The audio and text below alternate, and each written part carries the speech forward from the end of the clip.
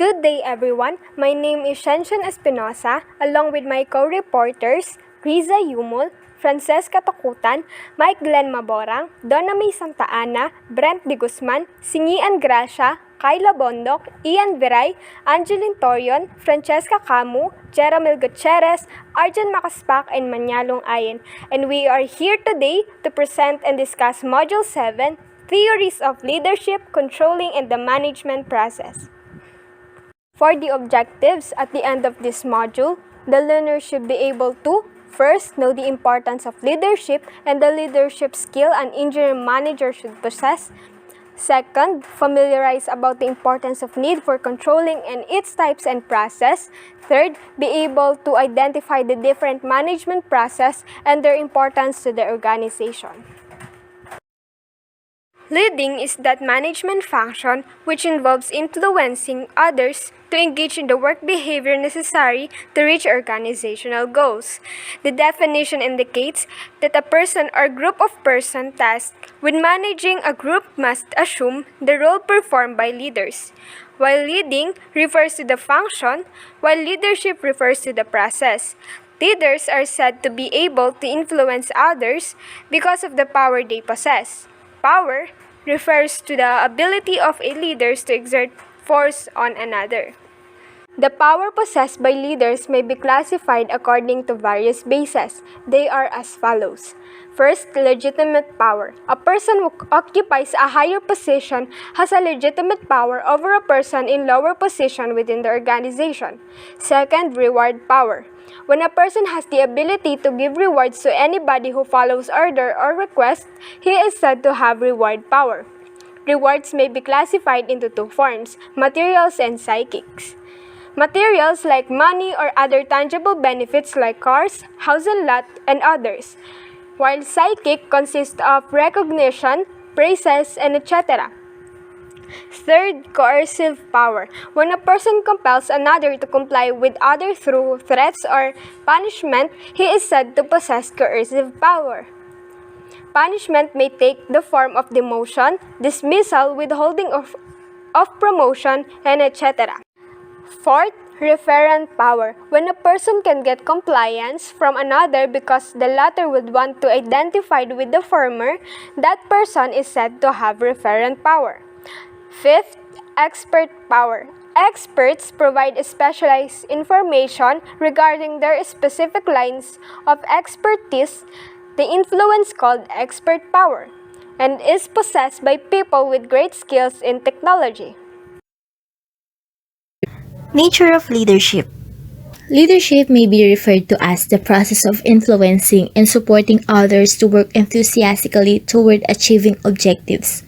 Leadership is expected of any manager in charge of any unit or division. One cannot expect a unit or division to achieve objectives in the absence of effective leadership. Even if a leader is present, but if he is not functioning properly, no unit or division objectives can be expected to be achieved. Good leaders are made, not born. If you have the desire and willpower, you can become an effective leader. Good leaders develop through a never-ending process of self-study, education, training, and experience. There are certain leadership traits identified by researchers and which may be useful in developing effective leaders.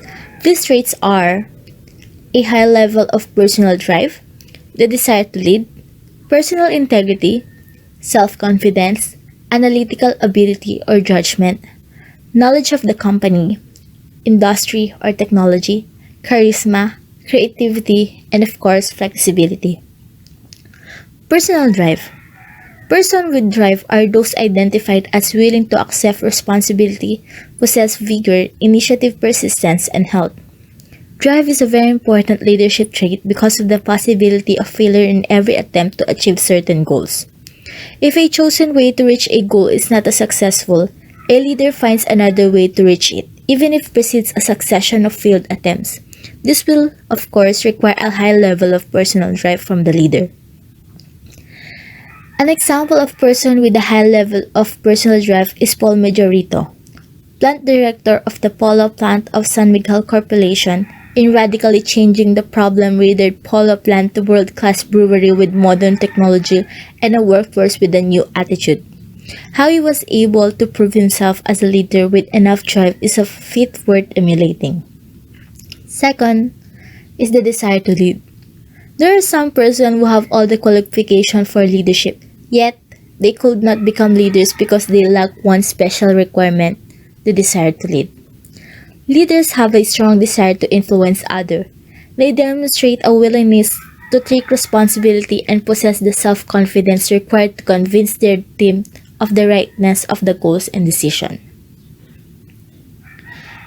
Personal integrity. A person who is well regarded by others as one who has integrity possesses one trait of a leader. One who does not have personal integrity will have a hard time convincing his subordinates about the necessity of completing various tasks. If this is the case, the leader will then resort to exercising his authority and getting things done entirely by the use of threat of use of the coercive power vested in him by virtue of the rank and position he occupies in the hierarchy. If this happens, the economic and emotional cost will be too high to be maintained for the desirable length of time. As it is, the better option is to have the personal integrity. Self-confidence. The activities of a leader requires moves that will produce the needed outputs. The steps of conceptualizing, organizing, and implementing will be completed if sustained efforts are made. For the moves to be continuous and precise, self-confidence is necessary. Confident leaders has a can-do attitude, which allows them to make progress consistently. They don't just sit around second-guessing themselves, wishing and hoping things will go their way. They make things happen. Self-confidence is necessary for leaders to take risks and accomplishing high goals. Leaders who are self-confident tend to deal immediately and directly with problems and conflicts, rather than ignoring or passing problems to others. Analytical ability. Leaders frequently encounter challenges that make it impossible to finish the tasks they have been given. For example, a subordinate may have a history of consistently not delivering the required output. A leader who possesses the necessary expertise to identify the underlying source of the issue could potentially assist the subordinate in enhancing their output. Knowledge of the company, industry of technology.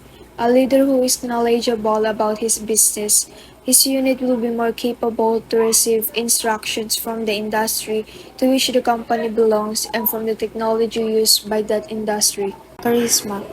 A person is considered to have a charisma when they exude enough personal magnetism to compel others to obey them.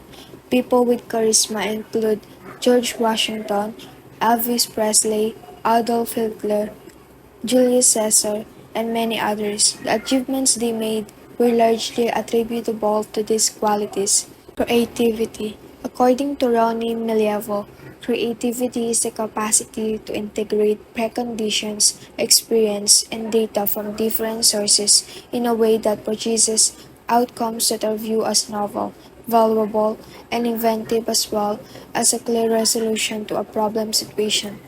Flexibility.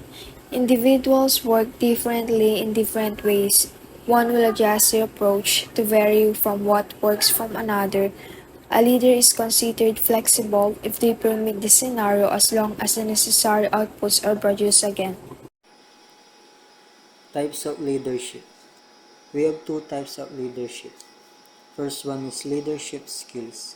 Dito malalaman mo ang iba't ibang skills na meron ng isang pagiging leader. Leaders need to have various skills to be effective. Meron tayong tatlo. Technical skills, human skills, and conceptual skills. First one, technical skills, is the specialized knowledge needed to perform a job. From the word itself, technical skills, alam mo yung ginagawa mo. Meron ka ng ideya sa isang bagay na napag-aralan mo. At confidence ka na gumawa ng bawat desisyon ng walang pag-aalinlangan.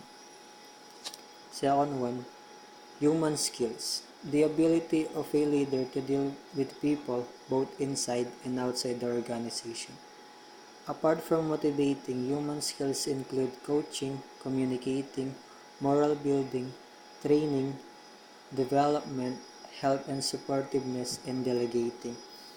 Dito naman sa human skills, bilang isang leader, dapat marunong kang may pagkapwa-tao, may pagsalamuha sa ibang tao, hindi lang sa kakilala mo, kundi pati sa iba. Para maibahagi ang iyong mga ideya at experience at mamotivate na rin sila in the same time ma-inspired sila. Last, conceptual skills. The ability to think in abstract terms, to see how parts fit together to form the whole. A very basic requirement for effective implementation is a clear and well-expressed presentation of what must be done. Dito naman sa conceptual skills, dito naman pumapasok ang talas ng isip sa anumang sitwasyon. O hindi inaasahang pangyayari, unexpected, ganun. Mabilis mo itong mabibigyan ng solusyon on the spot. Yun yung conceptual skills. So let's move second types of leadership. B. Behavioral approaches to leadership styles. Leadership style exhibit a pattern of behavior that is unique and different from other patterns. Dito naman may iba't ibang patterns. Dito naman malalaman natin ng mga pattern styles, mga unique na pag-uugali sa leadership at kanya-kanyang paraan ng bawat leader. The several approach used in classifying leadership styles.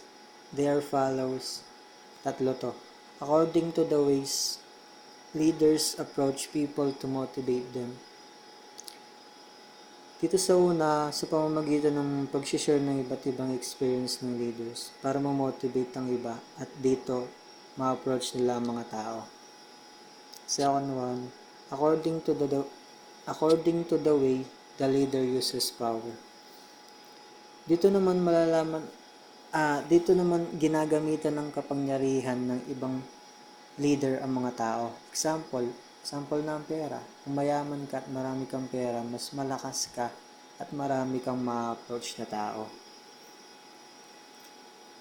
Third one, according to the leader's orientation towards tasks and people.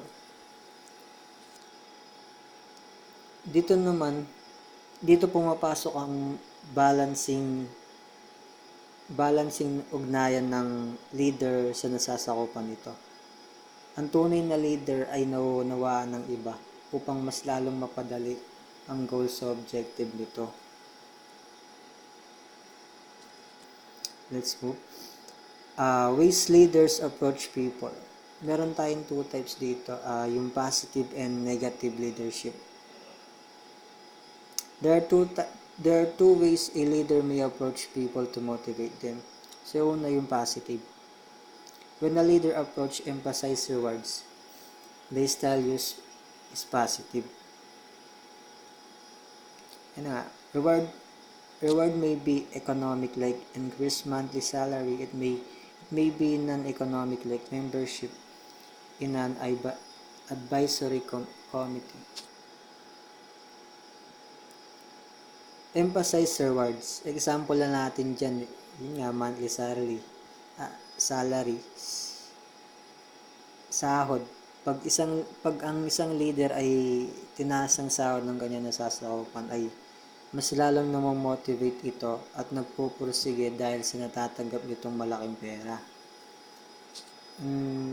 The other one naman in negative leadership. When punishment is emphasized by leader, the style is used to be negative leadership. The punishment may take the form of reprimand, suspension, or dismissal. Dito, sa pamamagitan ng punishment ay mas may papakita ng isang tao ang kanyang kayang gawin at mamotivate upang maibalik ang tiwala ng kanyang leader. Also, under the behavioral approaches to leadership styles, we have ways leaders uses power. Leadership styles also vary according to how power is used. They are as follows: autocratic, participative, and free reign. Autocratic leadership: leaders who make decisions themselves without consulting subordinates are called autocratic leaders. The autocratic style is effective in emergencies, and then absolute followership is needed. An example of autocratic leadership is a civil engineer in charge of constructing a temporary bridge over one that has been currently damaged. The disadvantages of autocratic leadership is that the leader receives little, if any, information and ideas from his people as inputs to his decision making. Next, we have participative leadership. When a leader openly invites subordinates to participate or share in decisions, policy making, and operation methods, he or she is said to be a participative leader. The disadvantage of participative leadership is that it generates a lot of good ideas.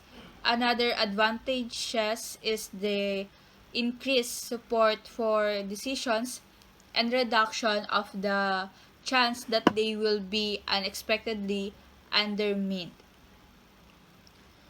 The disadvantage of participative leadership is that it is time consuming and frustrating to people who prefer to see a quick decision reached. Next, we have free rein leadership. Leaders who set objectives and allow employees or subordinates relative freedom to do whatever it takes to accomplish these objectives are called free rein leaders. This leadership style is most applicable for a certain organizations manned by professionals like doctors and engineers. An example of free rein is the engineering department of a university, which is headed by the dean.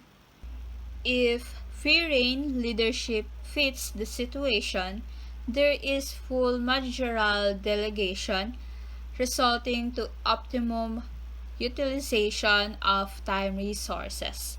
This happens because of many people are motivated to full effort only if given this kind of free rein.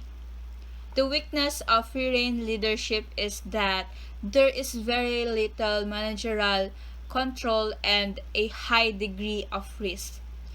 If the leader does not know well to compete and integrity of his people and their ability to handle this kind of freedom, the result could be disastrous. Next, under again of behavioral approaches to leadership styles, we have leaders' orientation towards people and tasks. Leaders may be classified according to how they view tasks and people. Consequently, a leader may either be employee-oriented or task-oriented. So, what is employee orientation, or what is employee oriented? A leader is said to be employee oriented when she or he considers employees as human beings of intrinsic importance and with individual and personal need to satisfy. Next, what is task oriented or task orientation? A leader is said to be task-oriented if he or she places stress on production and the technical aspects of the job, and the employees are viewed as the means of getting the work done. So next, we have behavioral approaches to leadership styles. Under the behavioral approach, we have three, which are according to ways leaders approach people to motivate them, according to the way the leaders uses power, according to leaders' orientation towards the task and people. Then, under the according to ways leaders approach people to motivate them, we have positive leadership and negative leadership. Under naman na according to the way the leader uses power, we have autocratic, participative, and free reign. And according to leaders' orientation toward tasks and people, we have employee orientation and task orientation. Controlling. Controlling is the process of ascertaining whether organizational objectives have been achieved. If not, why not, and determining what activities should then be taken to achieve objectives better in the future. Controlling completes the cycle of management functions. Objectives and goals that are set at the planning stage are verified as to achievement or completion at any given point in the organizing and implementing stages. When expectations are not met at the scheduled dates, corrective measures are usually undertaken. The need for control. When controlling is properly implemented, it will help the organization achieve its goal in the most efficient and effective manner possible. Deviations, mistakes, and shortcomings happen inevitably. When they occur in the daily operations, they contribute to unnecessary expenditures which increase the cost of producing goods and services. Proper control measures minimize the ill effects of such negative occurrences. An effective inventory control system, for instance, minimizes, if not totally eliminates, losses in inventory. The importance of controlling may be illustrated as it is applied in a typical factory. If the required standard daily output for individual workers is 100 pieces, all workers who do not produce the requirement are given sufficient time to improve. If no improvements are forthcoming, they are asked to resign. These actions will help the company keep its overhead and the other costs at expected levels. If no such control is made, the company will be faced with escalating production costs, which will place the viability of the firm in jeopardy. The control process. The control process consists of four steps, namely, number one, establishing performance objectives and standards. Number two, measuring actual performance. Number three, comparing actual performance to objectives and standards. Number four, taking necessary action based on the results of the comparisons. Establishing performance objectives and standards. In controlling, what has to be achieved must first be determined. Examples of such objectives and standards are as follows. First, we have sales targets, which are expressed in quantity or monetary terms. Sales targets are specific goal or objective set by a company or individual for the amount of products or services they aim to sell within a given time period. These are often used to track performance and motivate sales teams. Second, we have production targets, which are expressed in quantity or quality. Production targets are usually set in the budgeting, capacity planning, or strategic planning process for the plant or business every year, quarter, or month, and are usually not just a single number but a set of numbers depending on the plant and product line complexity. Third, worker attendance, which are expressed in terms of rate of absences.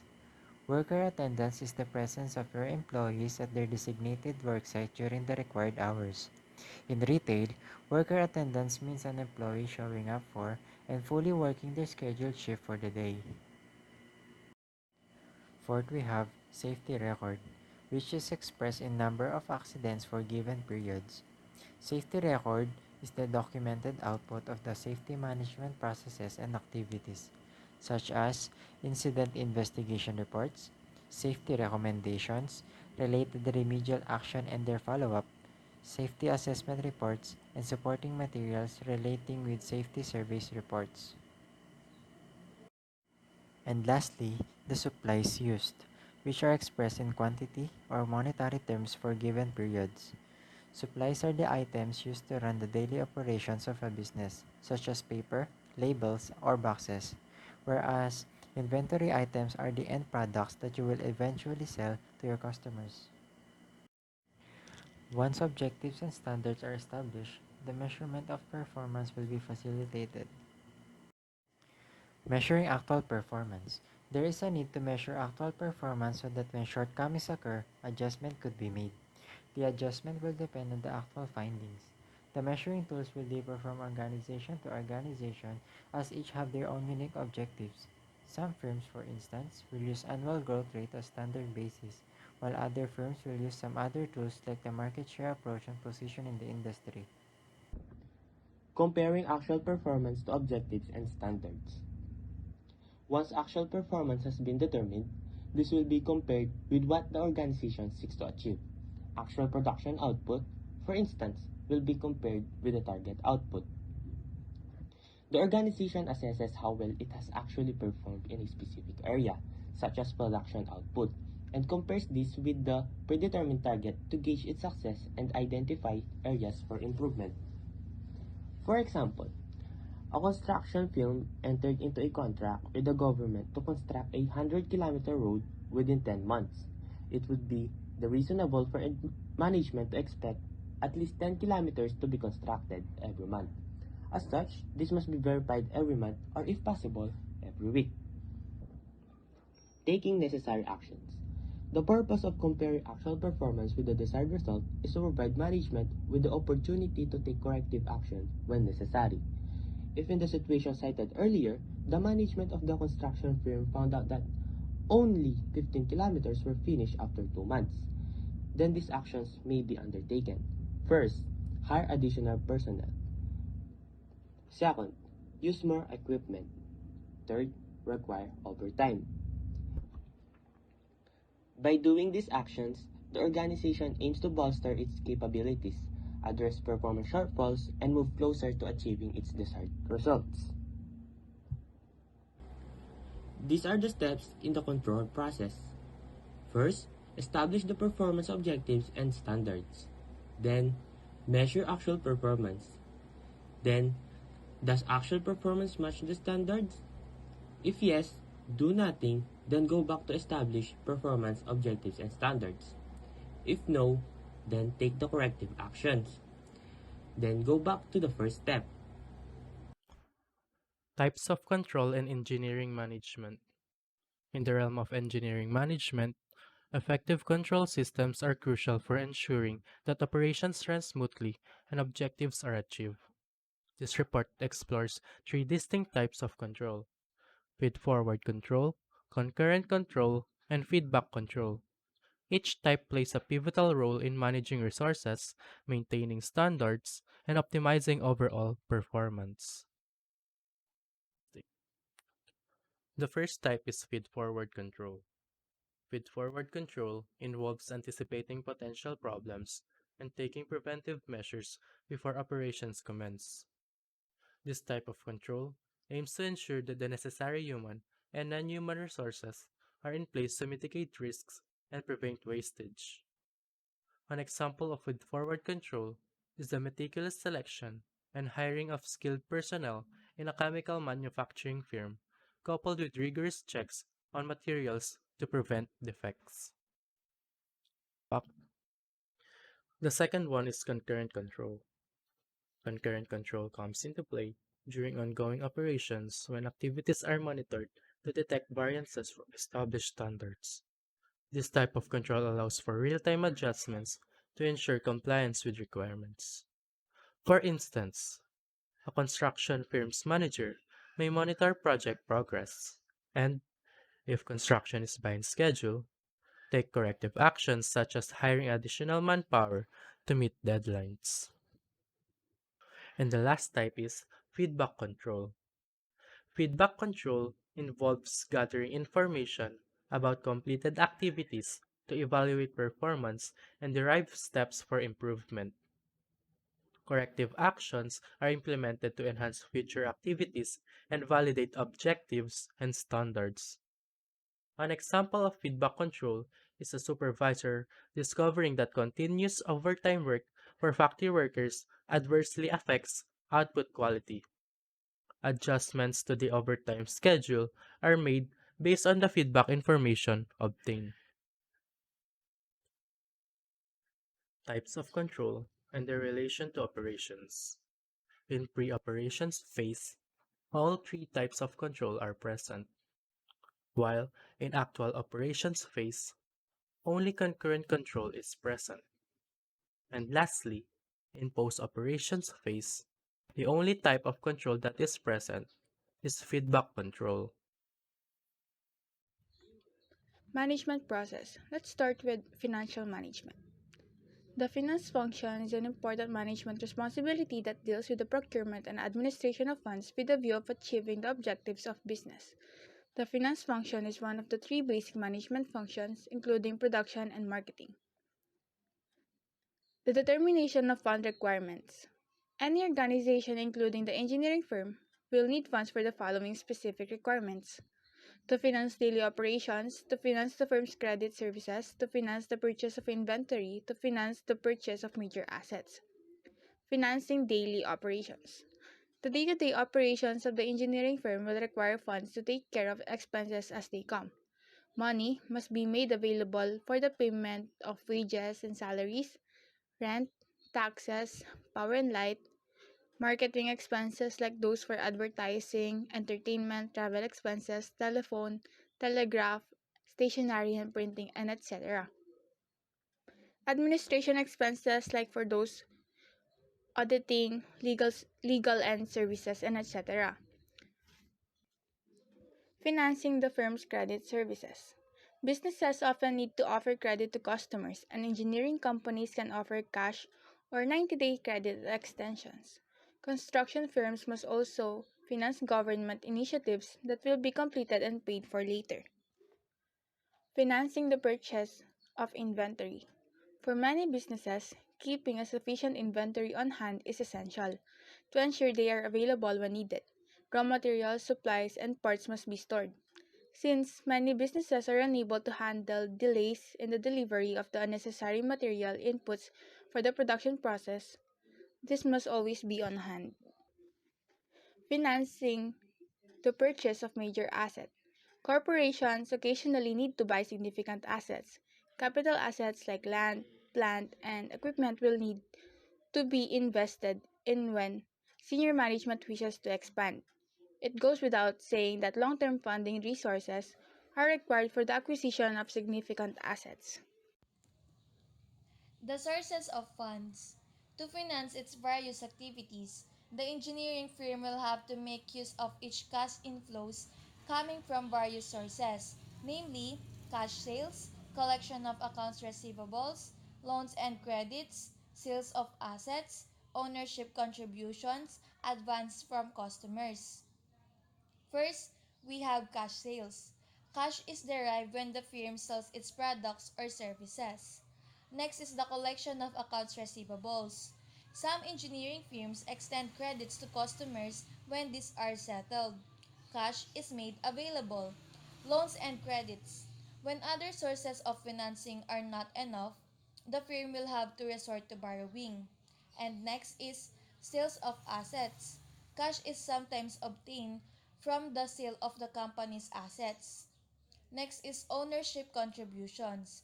When cash is not enough, the firm may tap its owner to provide more money. And lastly, advance from customers. Sometimes, customers are required to pay cash advances on orders made. This helps the firm in financing its production activities. The best source of financing. As there are various fund sources, the engineer manager or whoever is in charge must determine which source is the best available for the firm. To determine the best source, Shaw and Haley recommends that the following factors must be considered. First is flexibility. Some fund resources impose certain restrictions on the activities of the borrowers. An example of a restriction is the prohibition on the issuance of additional debt instruments by the borrower. Risk. When applied to the determination of fund sources, Risk refers to the chance that the company will be affected adversely when a particular source of financing is chosen.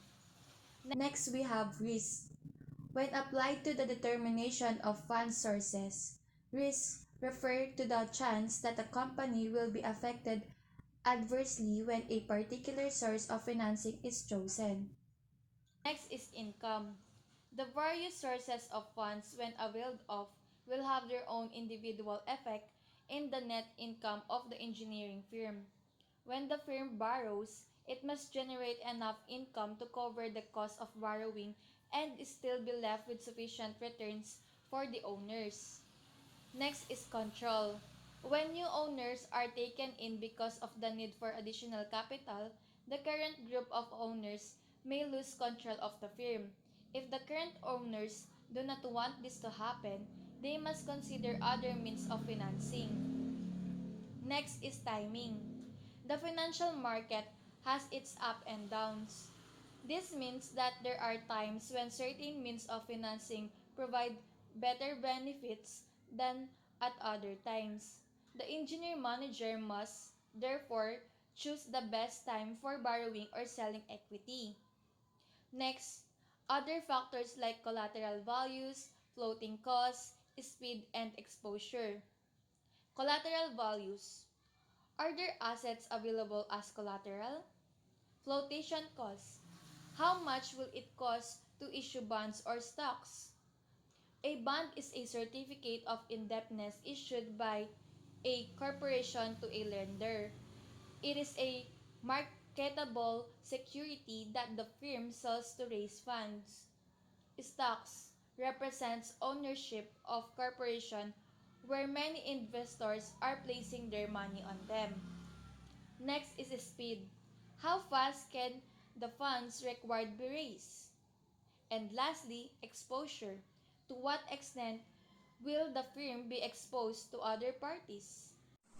Marketing management. Marketing is a group of activities designed to facilitate and expedite the selling of goods and services. The engineering organization will be able to meet the requirements of its clients or customers depending on how it uses the 4 P's of marketing, which are the product, the price, the place, and the promotion. Now let's talk about the 4 P's. The first P, the product. In the marketing sense, the term product includes the tangible or intangible item and its capacity to satisfy a specific need. The services provided by the engineer manager will be evaluated by the clients on the basis of whether or not his or her exact needs are met. Products are the goods or services that you provide to clients, whether you're launching a new product or looking to improve an old one. Ensuring that it satisfies consumer wants is a key component of marketing. To be effective, your product should either meet an existing consumer need or build demand so that consumers believe they need it. The second P, the price. Price refers to the money or other consideration exchanged for the purchase or use of the product, idea, or service. The pricing is the amount of money that customers pay for your product. As straightforward as that may sound, calculating how much to charge can be difficult. You must make a profit, but you also want the customers to believe that the price reflects the worth of the goods. The third P, the place. If every factor is equal, customers would prefer to buy from firms easily accessible to them. If time is the essence, the nearest firm will be patronized. It is very important for companies to locate places where they can be easily reached by their customers. When a company cannot be near its customers, it uses other means to eliminate or minimize the effect of the problem. Place is a crucial consideration when marketing your product or service since it helps you determine what type of buyer persona has access to it. The bottom line is to promote and sell your product to the individuals who need and can afford it. If you market to an audience that finally determines that your product is too difficult to find or too inconvenient to acquire and use, your marketing efforts will most likely to fail. The last P, the promotion. Before the buyer makes the purchasing decision, he must be first informed, persuaded, and influenced. This activity is referred to as promotion. McCarthy and Perot defined Promotion as communicating information between seller and potential buyer to influence attitudes and behavior. There are promotional tools available. The first one, advertising, a paid message that appears in the mass media for the purpose of informing and persuading people about particular products, services, beliefs, or actions. The second one, publicity, the promotional tool that publishes news or information about a product, service, or idea on a behalf of a sponsor but is not paid for by the sponsor. The third one, personal selling, a more aggressive means of promoting sales, referred to as the oral presentation in a conversation with one or more prospective purchasers for the purpose of making a sale. And the last one, sales promotion, any paid attempt to communicate with the customer other than advertising, publicity, and personal selling. This includes displays, contests, sweepstakes, coupons, trading stamps, prizes, samples, demonstrations, referral gifts, and etc. Production and Service Operations Management. Operations refers to any process that accepts inputs and uses resources to change those inputs in useful ways. Operations is an activity that needs to be managed by competent persons. Aldag and Stearns accurately define operations management as the process of planning, organizing, and controlling operations to reach objectives efficiently and effectively. Efficiency is related to the cost of doing something or the resources utilization involved. When a person performs a job at lesser cost than when another person performs the same job, he is more efficient than the other person. Effectiveness refers to the goal accomplishment. When one is able to reach his objectives, say produce 10,000 units in 1 month, he is said to be effective. The transformation process. The first step is called inputs, and these are land, labor, capital, and entrepreneurship. The second step includes equipment, procedures, and technology. And the final step is called outputs, and they will turn into products and services. Types of transformation process. The engineer manager must have some knowledge of the various types of transformation process. Number 1. Manufacturing processes are those that refer to the making of products by hand or with machinery. A. Job shop. Job shops are very useful components of the entire production effort, since they manufacture products in small lots that are needed by that cannot be produced economically by many companies. B. Batch flow, where lots of generally owned design products are manufactured. C. Worker placed line flow. An assembly line refers to the production layout arranged in a sequence to accommodate processing of large volumes of standardized product or services. D. Machine-paced line flow. This type of production process produces mostly standard products with machines playing significant role. E. Batch or continuous flow hybrid. And F. Continuous flow. The continuous flow processing is characterized by the rapid rate at which items move through the system. This processing method is very appropriate for producing highly standardized products like calculators, typewriters, automobile, televisions, cellular phones, and etc. Number 2.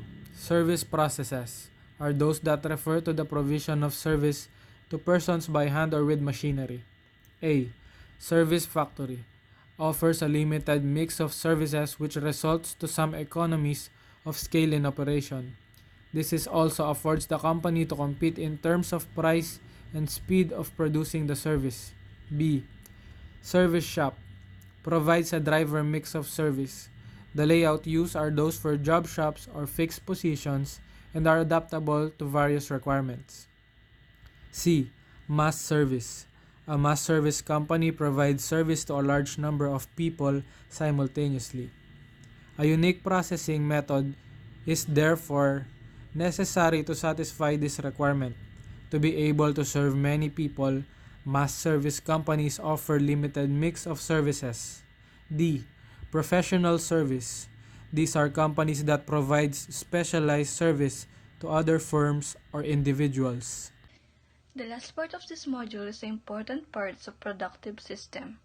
It consists of 6 important activities. First is the product design. It is the process of creating a set of product specifications appropriate to the demands of the situation. Next is production planning and scheduling. It may be defined as forecasting the future sales of a given product, translating this forecast into the demand it generates for various production facilities, and arranging for the procurement of these facilities. Scheduling is the phase of production control involved in developing timetables that specify how long each operation in the production process takes. Third is purchasing and materials management. Materials management refers to the approach that seeks efficiency of operation through integration of all material acquisition, movement, and storage activities in the firm. Next is inventory control. It is the process of establishing and maintaining appropriate levels of reserved stocks of goods. Then, workflow layout, the process of determining the physical arrangement of the production system. Lastly, quality control. It refers to the measurement of products or services against standards set by the company.